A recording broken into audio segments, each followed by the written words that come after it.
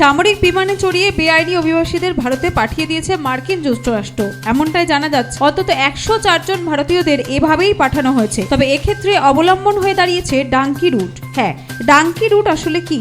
পাঞ্জাবের বাগধারা থেকে উদ্ভূত, যার অর্থ একটি স্থান, এবং সেখানে হেঁটে বিভিন্ন জায়গায় জলে জঙ্গলে ঘেরা জায়গা থেকে আসতে হয়। অভিবাসীদের কৌশল করে সেখান থেকে পার হতে হয়েছে।